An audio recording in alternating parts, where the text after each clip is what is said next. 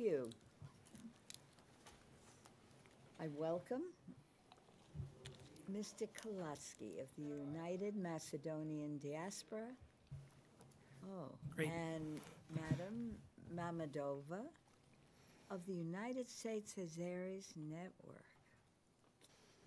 Lois Pace, Global Health Council, and Mel Duncan, the Nonviolent Peace Force of the United States.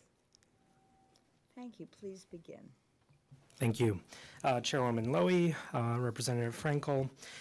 Yesterday was the 76th anniversary of the Holocaust of 98% of Macedonia's Jewish population, which occurred while Macedonia was occupied by Bulgaria.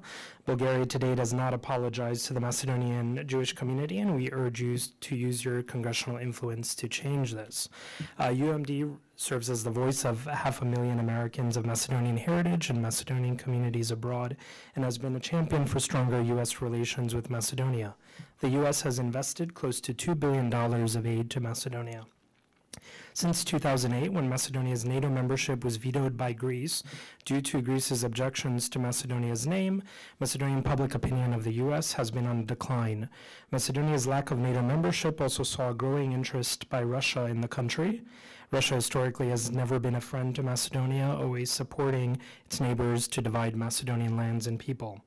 The decline has been largely due to the U.S., particularly under the latter part of the last administration, and especially under this administration, which applied significant pressure to Macedonia to change its name in order to join NATO while jeopardizing rule of law and democratic principles. The current administration also supported the illegitimate election of a former terrorist as Speaker of Macedonia's parliament, as well as allegations of members of Macedonia's parliament being paid to vote a certain way have yet to be investigated. For nearly 27 years, Greece has argued that Macedonia's name implied territorial aspirations on Greek lands. How U.S. and Greek authorities accepted North astonishes our community, since if there is a North, there must be a South.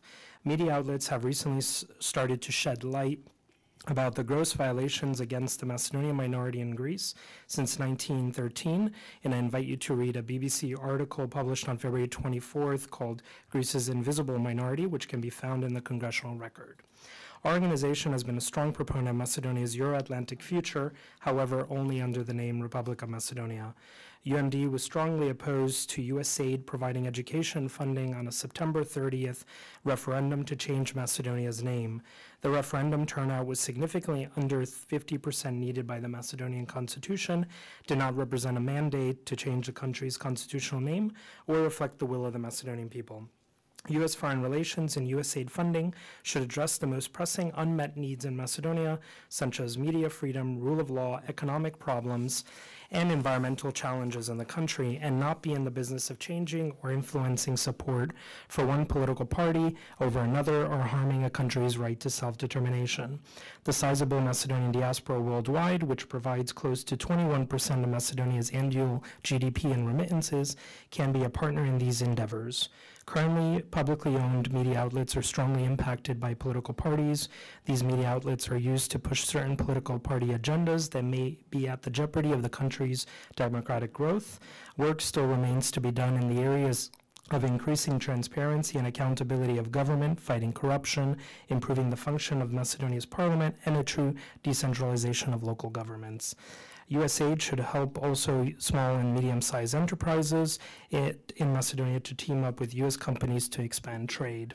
And another major area of funding needed is the helping Macedonia tackle its grave air pollution problem. Reports state that 2,000 Macedonians die each year due to air pollution. The U.S. can and should assist Macedonian authorities to implement collective measures to tackle this issue, as well as give civil society organizations the necessary resources to bring greater public awareness. Your subcommittee has the power to impact change for Macedonia. History will judge us if we continue to take away a people's right to self-determination. Thank you for your time and consideration. Dear Mrs.